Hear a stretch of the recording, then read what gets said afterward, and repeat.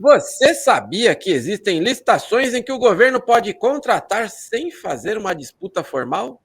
Esse tipo de contratação é chamado de dispensa de pequeno valor e entender como ela funciona pode abrir oportunidades diretas para você que vende para o setor público, especialmente para você, micro e pequeno empresário. No papo de hoje a gente vai entender o que é, quando pode ser usado e o que o fornecedor precisa saber para participar com segurança com ela, que é advogada e sócia da LC Max, especialista em licitações e contratos, diretora de contratos da Piauí Prev e também monitora do Licita Club da Unievo. E está aqui no Boletim Diário pela primeira vez. Então seja muito bem-vinda, pela primeira vez aqui no Boletim Diário, a professora Mara Leal.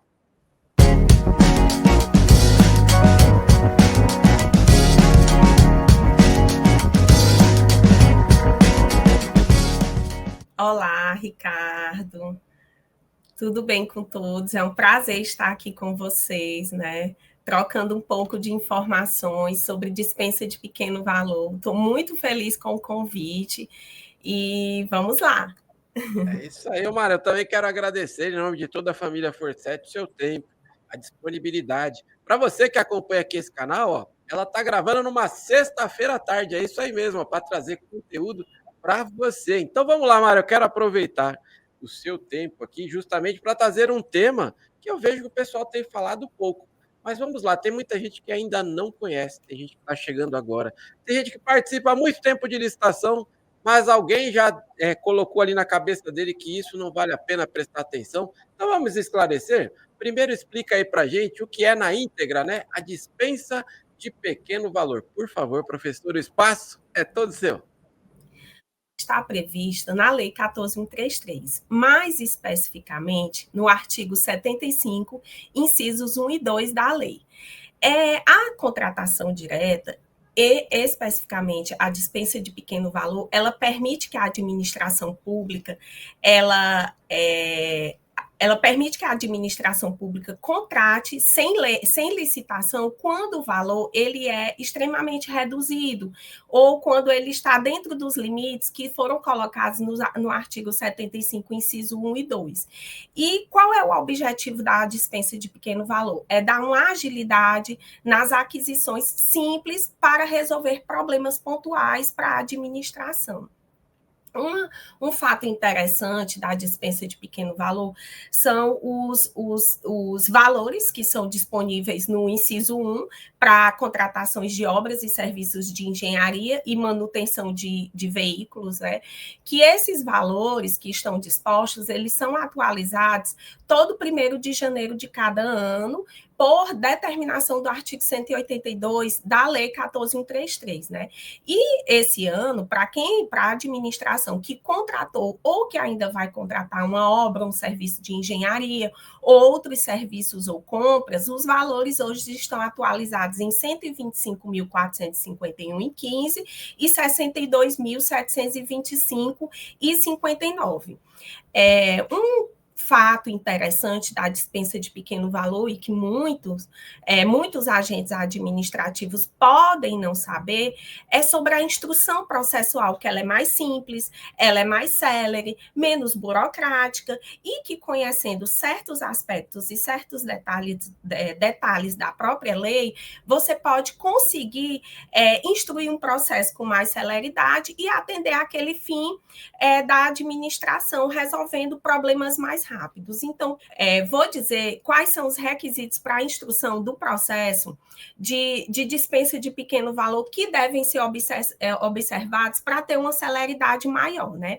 Primeiro, é que a dispensa eletrônica, aquela que foi criada pela Instrução Normativa 67 de 2021, ela é determinada apenas para a administração pública federal. Por quê? Porque no bojo da Lei 14.133 não foi colocado colocado que a dispensa eletrônica ela deve ser realizada por estados e por municípios. Então, aquele estado, aquele município que fez, ou que chegou a fazer, ou que tem a pretensão de fazer uma dispensa eletrônica, ele não deve nem mesmo justificar que está fazendo em decorrência das determinações da IN 67 de 2021, porque ela é apenas uma instrução normativa. Ela não pode determinar a esses entes federativos subnacionais como os municípios e os estados sob pena de ferir o pacto federativo. Então, o estado e o município ele pode fazer, mas ele deve regulamentar dentro das suas necessidades, porque eu vou até dizer aqui um fato interessante. Por exemplo, na IN 67, ela determina que a fase de lances ela pode chegar de 6 a 10 horas. Você imagina aí o quão é cansativo para você realizar uma fase de lances de alguma compra de 15 mil, de 20 mil reais. Então, é bem burocrático, é bem cansativo. Então, isso fica para a administração pública federal. Outro requisito que é importante observar é a não obrigatoriedade do estudo técnico preliminar para a dispensa de pequeno valor. Ela é dispensável na forma do artigo 72, porque o artigo 72, ele deixa claro que o ETP, ele pode ser dispensável, ele não é obrigatório. Está o DFD, a pesquisa de preços, o termo de referência, mas o ETP, ele pode ser dispensável e mediante justificativa. Outro fato importante que nós devemos saber na instrução do processo de dispensa de pequeno valor, é que a pesquisa de preços, ela deve ser feita ou diretamente com fornecedores para facilitar a vida de quem está instruindo o processo e trazer um valor de referência que seja compatível com a realidade daquele ente, compatível com a realidade do valor que é cobrado dentro daquele mercado, naquele município.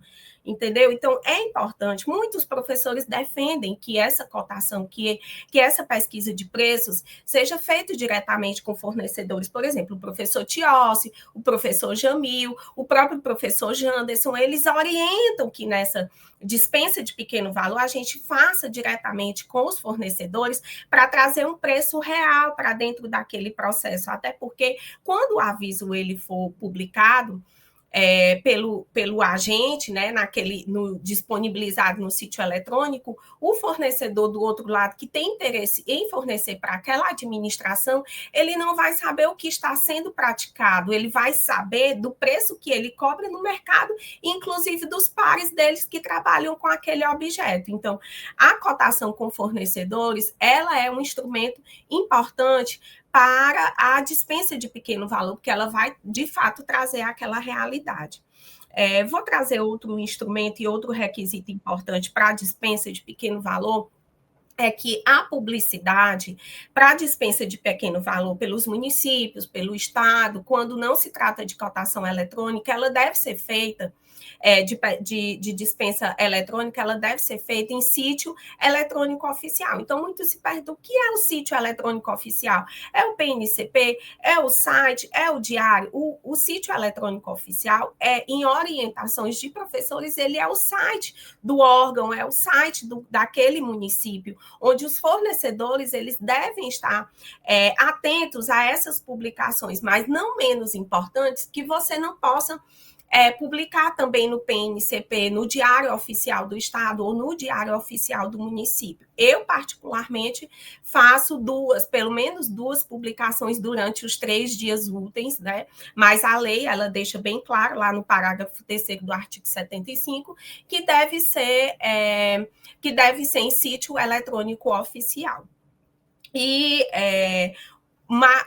por fim, também, a questão do parecer jurídico, né? O parecer jurídico, ele é importante, o parecer da assessoria jurídica na dispensa de pequeno valor, mas ele pode ser dispensável para as dispensas de pequeno valor para até 1/4 do limite da dispensa anual. Por exemplo, 62 mil, ele pode ser dispensável para aquela E quando a entrega é imediata, para aquela dispensa de pequeno valor de até R$15 mil, ele pode ser dispensável, ou se o próprio estado ou município já tiver um regulamento dentro daquele limite, abaixo daquele 1/4, ele disser que é dispensável o parecer jurídico, tudo ótimo. Há ainda outra saída, geralmente aqui no estado do Piauí nós temos o parecer referencial, que eu acho muito importante. Para aqueles municípios, sempre que eu trabalho, eu sempre informo que é necessário que a gente tenha pareceres referenciais para que possam desburocratizar os processos. Sensacional, professora. E antes até de fazer uma pergunta aqui voltada para o fornecedor, né? Que eu vejo você trouxe tantas dicas aí, tem muita gente que ainda não participa de dispensa, né? Porque ele está preso lá no passado, o valor era muito baixinho, e você já trouxe aí, inclusive por valores. Se você que está acompanhando aqui não estava atento, volta para o início desse vídeo que você vai ver que ela não é tão baixa assim como você conhecia no passado. E eu vou pedir mais um favor para você que está assistindo aqui este vídeo também. Você precisa seguir a professora. Está aparecendo aqui embaixo o Instagram da professora. Ela distribui aí muito conteúdo para todos nós. Você precisa seguir. Você está gostando aqui do tema? Tem dúvidas? Curta, comenta, compartilha aqui embaixo. A gente faz essa informação chegar aí à professora também, para que a gente possa prorrogar aí este assunto, né, professora? Que eu vejo que muita gente deixa para participar. Então, eu quero aproveitar aqui, a gente tem a nossa audiência, ela é composta por muitos fornecedores. Então, se possível, né, o que você poderia trazer de dica para que o fornecedor, para que ele fique atento na hora de participar desse tipo de contratação? Que dicas que você traz, professora, por favor? Primeiro, Ricardo, o fornecedor ele deve estar totalmente regularizado, né? Para que ele possa fornecer para a administração pública, ele deve ter o seu CNPJ regularizado, ele deve estar com suas certidões previdenciárias, trabalhistas, de FGTS, todas regularizadas. O fornecedor ele deve estar atentos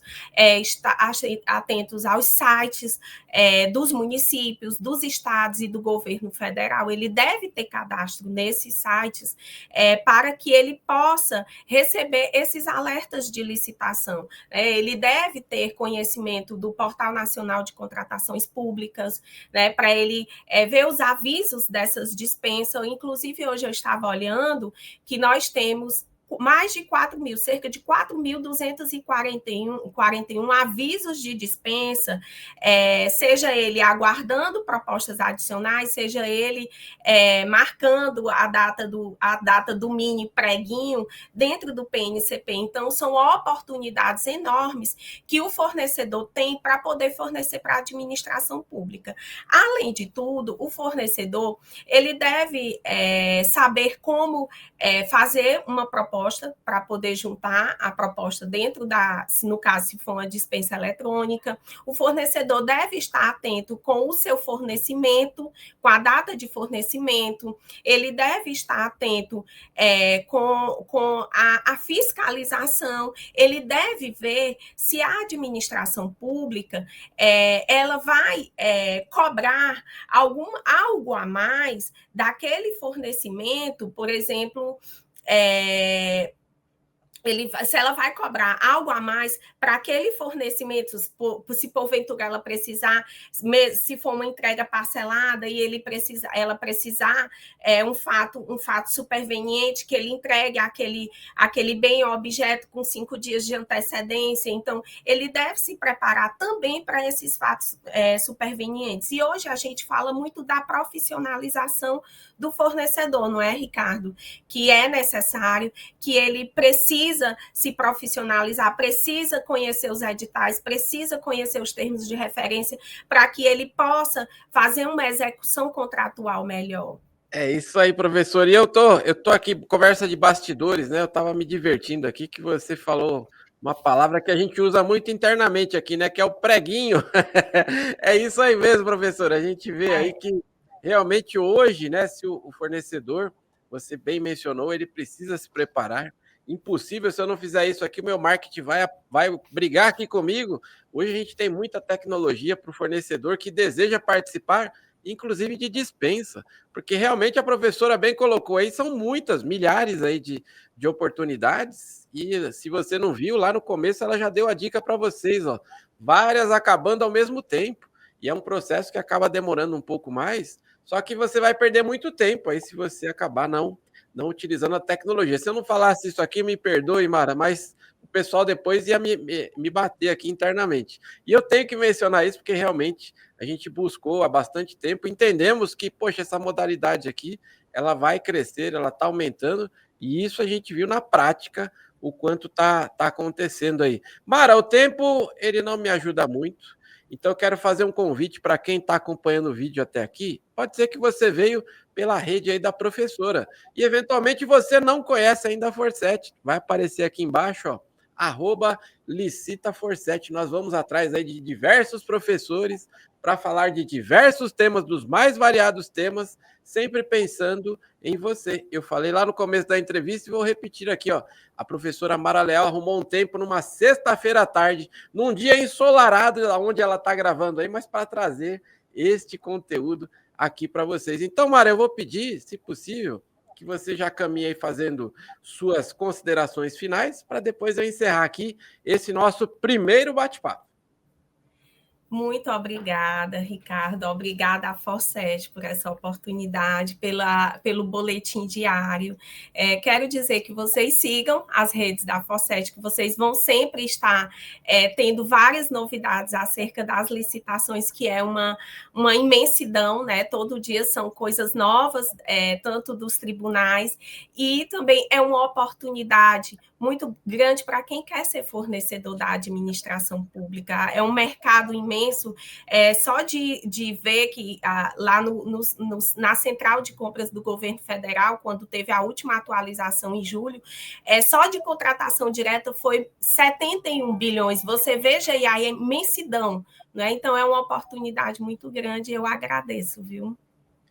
Mara, eu também agradeço aqui em nome de toda a família Forset e amei aí você falar de números, porque realmente eu acho que aí consolida, porque quando fala de números, aí o pessoal consegue entender a imensidão que é isso, porque sempre se falou que o mercado de licitações ele é bilionário, então a gente pode fazer um recorte, ó. Só o mercado da dispensa de licitação ele já é bilionário, e o mercado de licitações, né, no ano passado a gente ficou sabendo que agora ele é trilionário. Mara, foi um ótimo bate-papo. Obrigado mesmo. Em nome de toda a família Forset, tenho certeza que essa é a primeira de várias participações que você vai ter aqui com a gente. E com a sua vinda, reforçamos o compromisso de que licitação é o nosso negócio. Até a próxima, Mara!